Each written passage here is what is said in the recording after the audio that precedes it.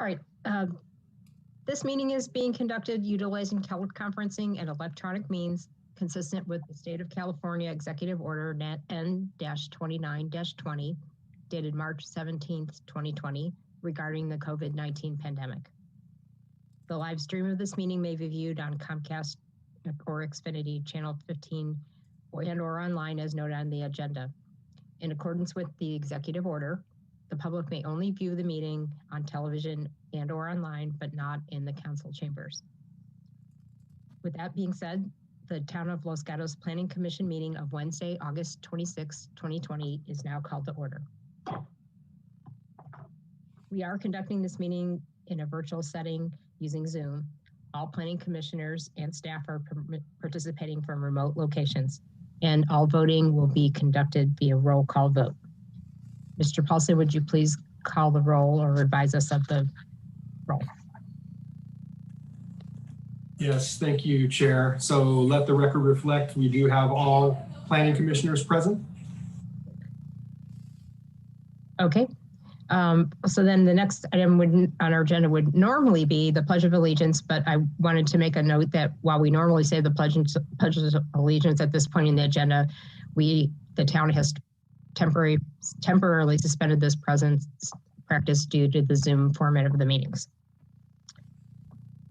And I'd like to talk about public participation. As the Planning Commission conducts this meeting this evening on behalf of the Town Council and the residents of Los Gatos, we encourage active participation, which is essential for democracy and critical to the work of this Planning Commission. That participation can occur through, first of all, prior to a meeting, written comments about agenda items submitted to the staff are always welcome and helpful. Tonight, we have written comments from members of the public on both items 2 and 3, one for item 2 and dozens really for item 3. We received comments on item 3 as an addendum and then multiple additional comments today as a desk item. So I hope that all the commissioners have had a chance to review them. And then also during our meeting, there are 2 opportunities for members of the public to participate.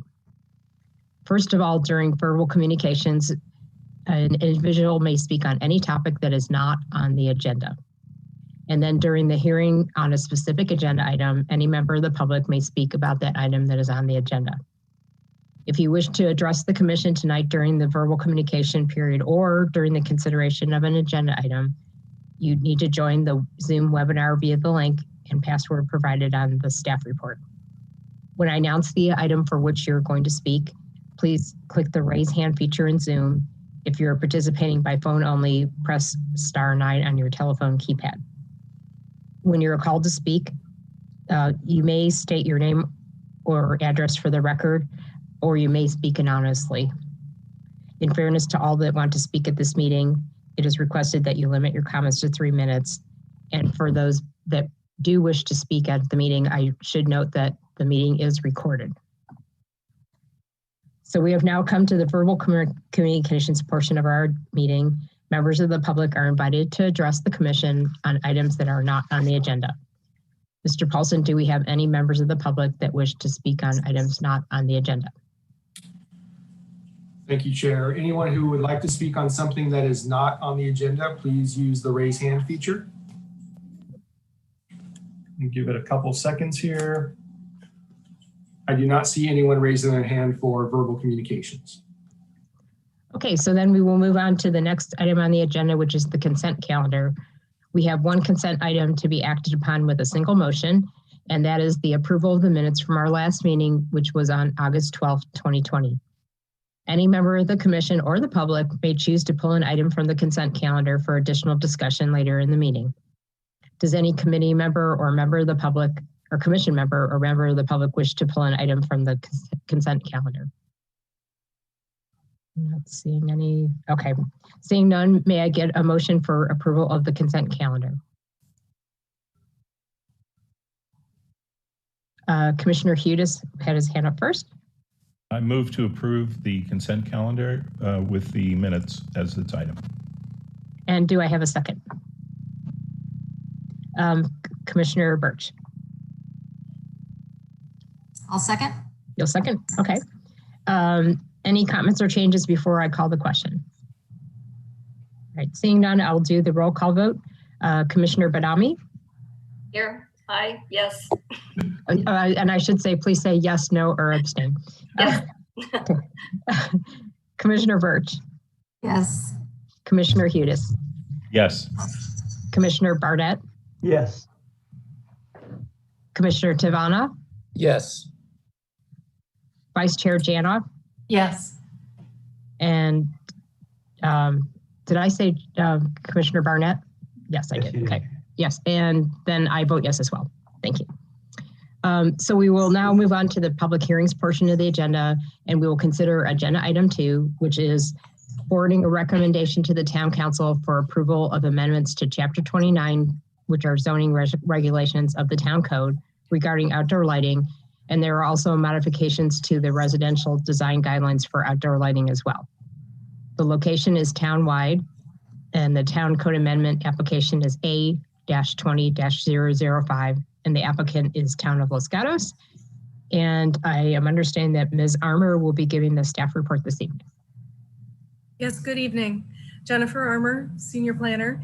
The item before you this evening is a combination of changes to the code and to the residential design guidelines in regards to outdoor lighting. These are based on recommendations from the Town Council Policy Committee.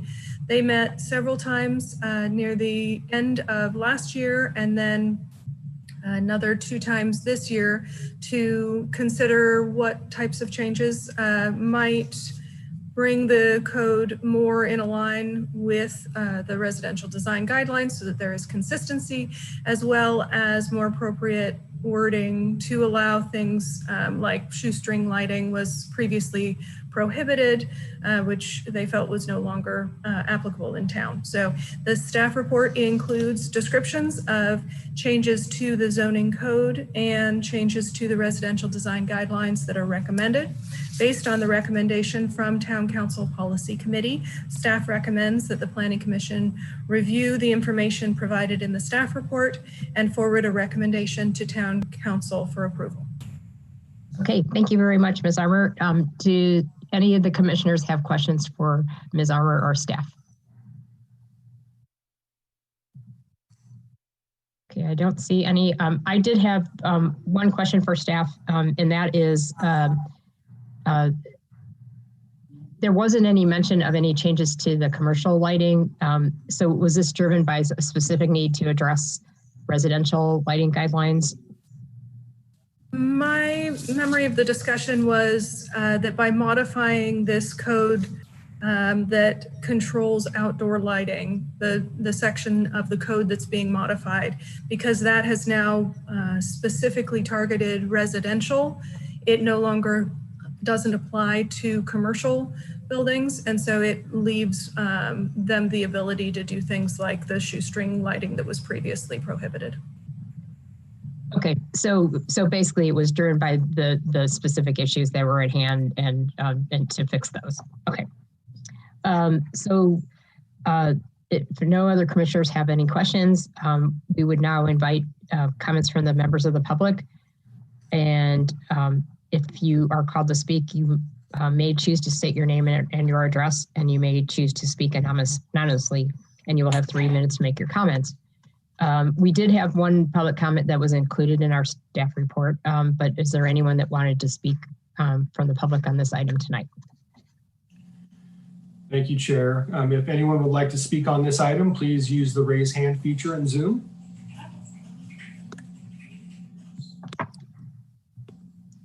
Chair, I am not seeing any raised hands. Okay. All right. So then we will close the public portion of the hearing and ask if any commissioners have questions of staff, wish to comment on the application or introduce a motion for consideration by the commission. Commissioner Hudis and Commissioner Birch. Commissioner Hudis first. Just a quick question, conveying the question that was put forward in the correspondence by Leaf ago. There is a suggestion that perhaps we measure the light rather than try to regulate the type of light. So for instance, I don't know if high intensity light is a well-defined term, but he had actually suggested doing what we do with sound nuisance, which is, or noise, noise nuisance, which is to measure the noise. Is that even a possibility here, or is that something that's been thought of? At this point, the wording that was recommended, let's see here, it states that, so it should not be producing glare or seen by nearby homes. And that is based on the text that we have had in the residential design guidelines and the code in the past. And so rather than targeting a particular number, it would be more about the effect of the light and whether it goes on to a neighboring property. Okay, thank you. And let's see, I think Commissioner Bush had a question or comment. Yeah, so obviously the California Building Code items, I'm sure, are always taken into account before these. So we don't typically put things like required foot candles. But there was one item that I wondered if we have ever thought about putting this in, which is part of the code that talks about at commercial properties, the lighting being reduced by 50% at close of business or 10 p.m. I know that we've had other residents come before us, and particularly if we're looking at an upgrade with a space that has like a large parking lot and lighting, that have talked about the fact that the lights are very bright, even with the shields, because usually those are pretty bright LED lights. Is that something that we could consider putting in? It is not a topic that was discussed by policy committee, but I'll let Joel, Community Development Director, add if he has anything to add to that. Thanks, Commissioner Birch. So that, as Ms. Armour mentioned, that's not something that we looked at. My initial thoughts are that is something we could look at moving forward. Obviously, that would take some outreach to the business community, and I would envision that some of them may have some concerns related to security, depending on the type of circumstance and type of business. But if that's something that you would like staff to look at, then that can be part of the recommendation from Planning Commission to Council, and then that would require further work. May I follow up, Madam Chair? Yes. Well, I think my question was more of, since it's already actually in the building code, is it something that if somebody was having a particular problem with a particular spot, that would be enough maybe to contact the town and code compliance? Wasn't that we had to add in a bunch of added items. It was just more of, that is just something I remember hearing a few times, and just wondering if there's a way to address it without creating more work for you guys. So I would say that that's generally, would be a code compliance issue that we would get. And so we would look to address that for the newer buildings. I'm not sure when that requirement went into building code. Obviously they change it every, I think 3 years. So ultimately, we probably have a lot of existing facilities that are far older than that may not have to comply or may not have the infrastructure to comply with that. But we would look at that on a case-by-case basis through our code compliance program. Thank you. Let's see, Commissioner Barnett. Yes, if I'm reading this right, new language proposed by the policy committee would make decorative lighting preferred over security lighting fixtures. I was wondering where that came from, saying that security is, generally primary. That is, or similar language to that has actually been in the regulations, or at least the guidelines. The idea being that if there is going to be lighting on residents, it could be something that is for the purpose of security, but that it should be decorative in nature as part of the residential design guidelines of having good design, that it's more about that the utility can be done in a way that is aesthetically pleasing, inconsistent with those guidelines. Does that answer your question? Commissioner Barnett has another question. Yeah, if I may have a follow-up question. the definition of decorative lighting seems to me to be necessary. I don't know if that relates to,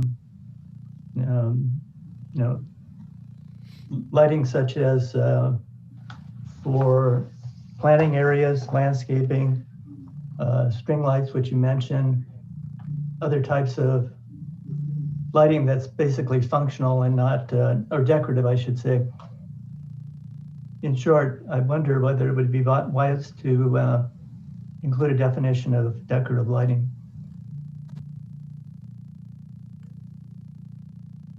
All right, thank you for your comment. And do you have any other questions, Commissioner Barnett?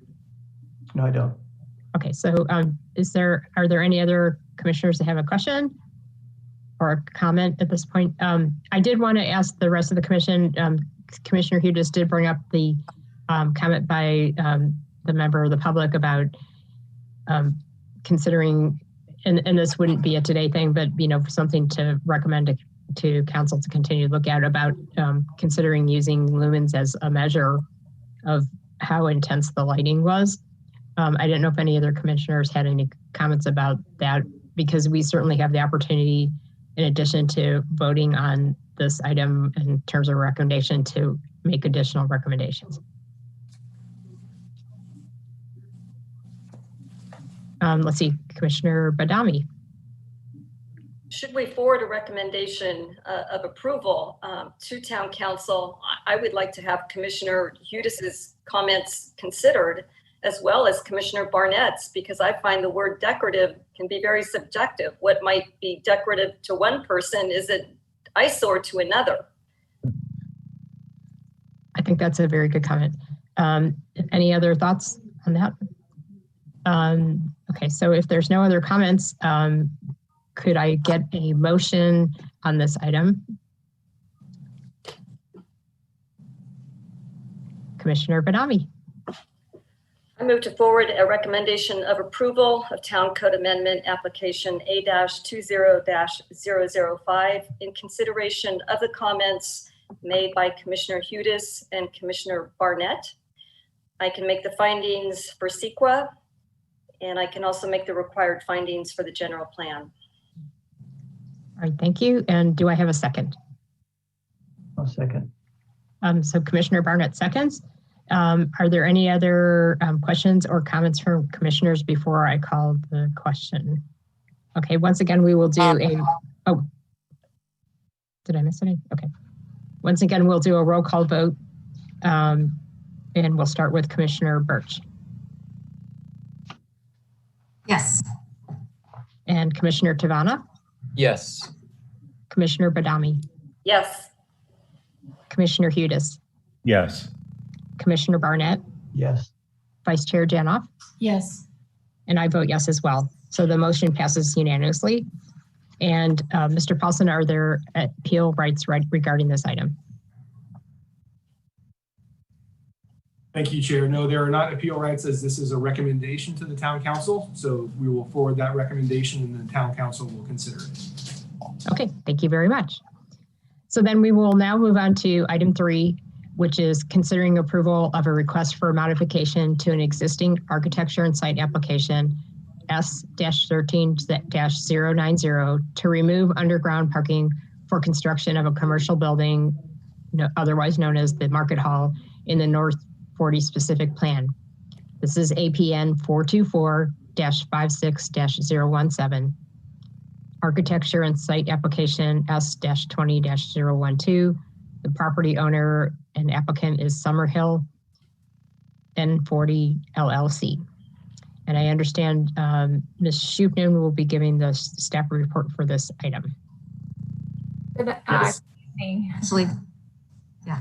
Thank you, Josh. Ms. Shupman, before you start, Chair, I think Commissioner Birch has comment. Oh, I'm sorry. Oh. Yeah, no, just based on the proximity of my home to the property, I have to recuse myself at this time. Yes, of course. Thank you very much. And thank you for making me stop before I. Of course. Okay. All right. Thank you. Okay, there we go. Okay. Good evening. On August 2nd of 2017, the Town Council adopted a resolution to approve the Phase 1 architecture and site application and vesting tentative map application for the construction of a new multi-use, multi-story mixed-use development on 20.7 acres of the North 40 specific plan area.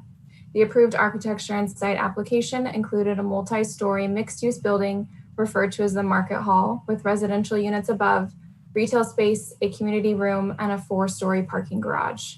The applicant is requesting a modification to the approved application to remove the below grade level of the parking garage. With the elimination of the below grade level, the applicant is proposing to modify the remaining 3 above grade levels, resulting in a total of 176 parking spaces being provided. This is 52 parking spaces in excess of the parking requirements for the Market Hall building. Based on the analysis contained in the report, staff recommends approval of the architecture and site application, subject to the recommended conditions of approval. This concludes staff's presentation, but we are available to answer any questions. Okay, do any commissioners have any questions for Ms. Shubman? Commissioner Hudis.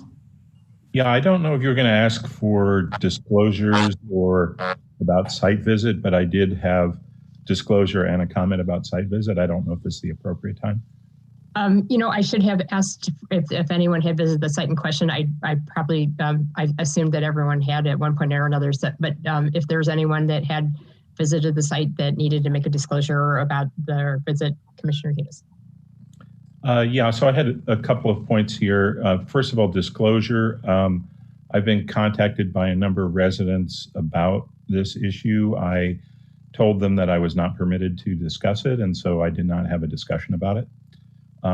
But secondly, after reading the comments that came in from residents, I grew concerned about other issues with the site, including whether the reconfiguration to exclude the basement parking has already occurred.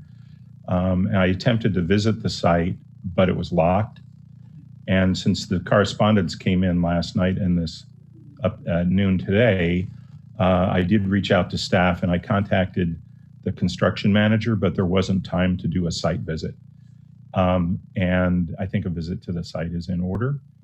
And that gets to my other point, is that I'm concerned about holding the hearing on this important topic when residents aren't able to attend due to wildfires.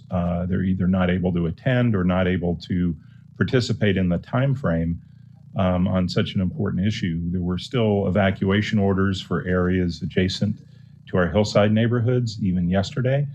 And I know things have gotten better, but there were comments raised about this by some of the residents as well. And I think it's about perception on this sensitive issue that we need to be cognizant of folks' concerns, not only about the opportunity to give testimony, but also the possibility of action being taken not in full sunshine because of the wildfire situation and the number of residents that are concerned about this issue. So because of my inability to do a site visit and the wildfire situation, I believe that a continuance would be in order to have better due process with the town, for the town's residents. Staff, could you comment on if we were to continue this item to allow for more time for public testimony, as well as the opportunity for commissioners to visit the site since it was locked, when this continuance would take place? Well, I can start, and then if the town attorney has anything additional, should the commission believe that Commissioner Hudis' point raises an issue that folks think a continuance is in order, then that is something that the commission can do. I think we have about, just check, not including the applicant's team, probably 10 to 12 folks in the attendee list. I'm not sure how many of those folks are interested in speaking, but ultimately that is the choice of the commission. Okay, so Commissioner Hudis, go ahead. I would just to follow up, if we were to do a continuance, what would be the appropriate time to have that discussion and introduce a motion?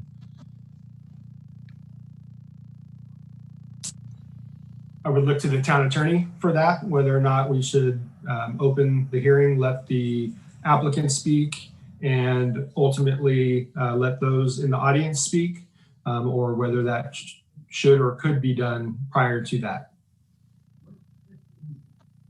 So to add to that, it's at the desire of the commission to decide that. There's two ways we've handled in the past. One would be to take up that motion for continuance right now and continue it to a date certain and take no public testimony. As you know, in the past, what we've done is taking the testimony and then continued the hearing. The issue with that, though, is as if you take public testimony now, it becomes difficult for staff as to trying to monitor people that are trying to speak a second time, which wouldn't be allowed during the continued hearing of the public comment. So although you can continue it after hearing it, I would recommend that if you're going to continue it, that should be done now. And so that everybody knows the date that it's going to be continued and you hear all the public testimony at the same time. But as I said, it's up to the commission. I'd like to hear from other members of the commission on the suggestion by, it's not a motion at this point, but the suggestion by Commissioner Gatos. Vice Chair Jana. Yeah, thank you. Question for our Commissioner Gatos. Would you please elaborate on your interest in seeing the stage of development of the proposed site? Sure. There were at least one or two residents raised that the construction has progressed already as though it did not include a basement. And I was interested in seeing that. Also, in terms of understanding a little bit better about the way the building would be reconfigured. I am not certain about all of that. I would be helpful to actually visit the site, but my more important was to visit the site to see what progress has been made and has it actually gotten ahead of this decision. Vice Chair Jana. Just to follow up on that, could staff elaborate whether the progress of the build of this particular building, the marketplace, has that begun? So they've been doing utilities. Actually, the applicant would be the best one to ask about that. But what I can say is they have building permits in for the building, which includes the underground garage. And so ultimately, they would need to do that earthwork. They obviously have not done that earthwork yet. And they wouldn't do that earthwork until a building permit was issued, which hasn't happened. And just to answer Commissioner Gatos' other comment, there are no exterior changes to the footprint of the building. And so the only difference is you would no longer have that underground portion. So it doesn't actually have any exterior modifications. Okay. Do any other commissioners have any comments on this? Commissioner Badami. Would it be possible to get testimony from the applicant so we could make an inquiry as to what has progressed so far and then close the hearing without getting public testimony from members of the audience and then decide whether we want a continuance or not based upon the testimony of the applicant? Is that a possibility or no? If not, I'm going to go for a continuance. I would say that that's not, you don't have the ability to open that issue up to just one person. If you're going to, you can singular the issue, but you're going to have to let other people, because the applicant might have a different testimony as what's happening out there compared to other people. Okay. I will say that issue is somewhat irrelevant to this issue. If they've done work that they weren't allowed to do, then that's a code compliance issue and it has nothing to do with the current application in front of you. As Mr. Paulson said, I don't believe they've even pulled their building permits to do the underground garage yet, but I could be incorrect. Okay, thank you. I did want to make a comment on this. With all gratitude towards all the people that came to this meeting on Zoom tonight that might have wanted to speak, and with all the gratitude to all the residents who've already made comments.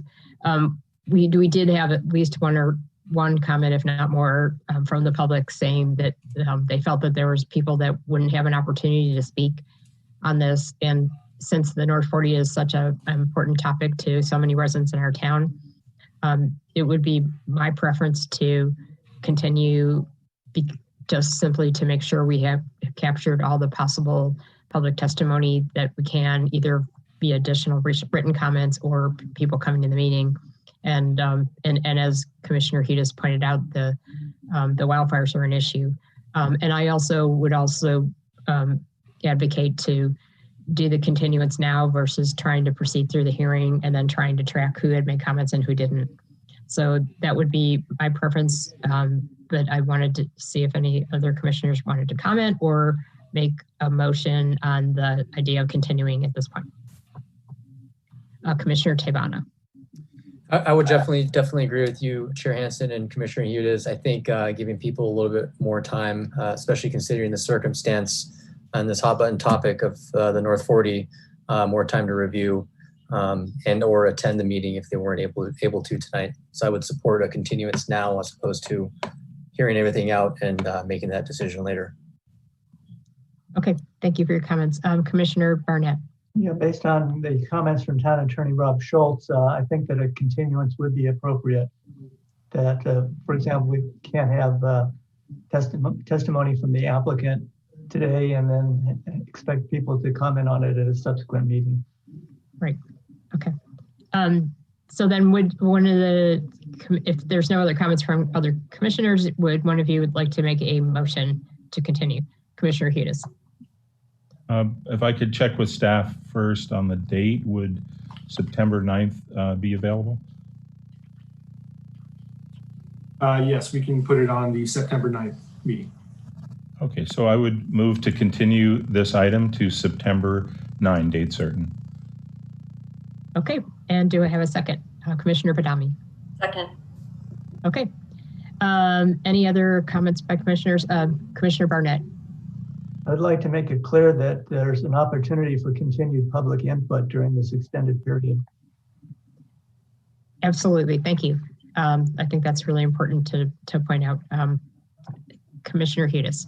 And I just wanted to inquire about a site visit of staff. Do I need to have a reason that people agree with to do the site visit? What's the procedure for moving forward with the site visit? So staff will work with the applicant to gain access. Obviously, this is an active construction site, so you probably will need a hard hat and a vest at a minimum. But I will work with the applicant to see when we can schedule a site visit for yourself and anyone else on the commission who's interested in a site visit. You can just email me and we'll move forward from there. Okay, great, thank you. All right, thank you. All right, so then if there are no other comments, then we will take another roll call vote on this matter. So I will start with Commissioner Tabana. Yes. Commissioner Badami. Yes. Commissioner Hudis. Yes. Commissioner Barnett. Yes.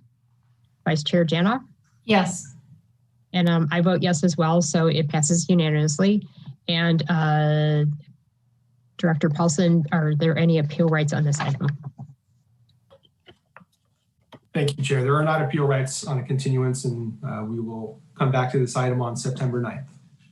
Okay, sounds great.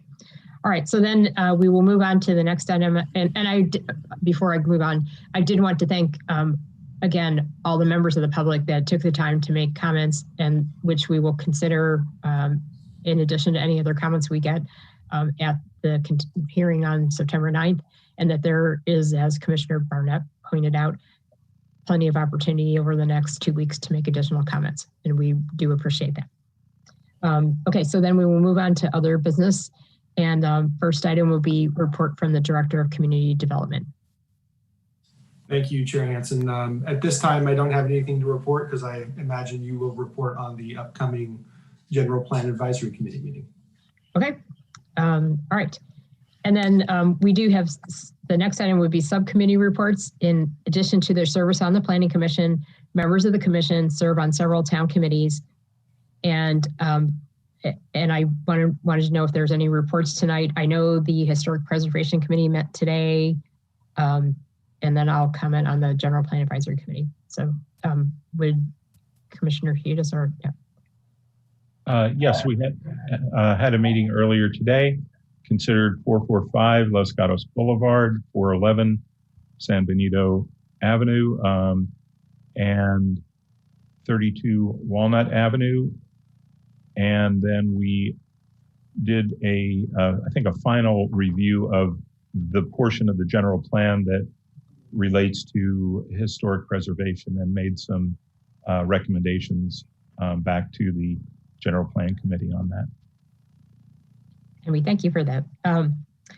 Okay, and so Commissioner Birch, Vice Chair Janoff, and I all sit on the General Plan Advisory Committee.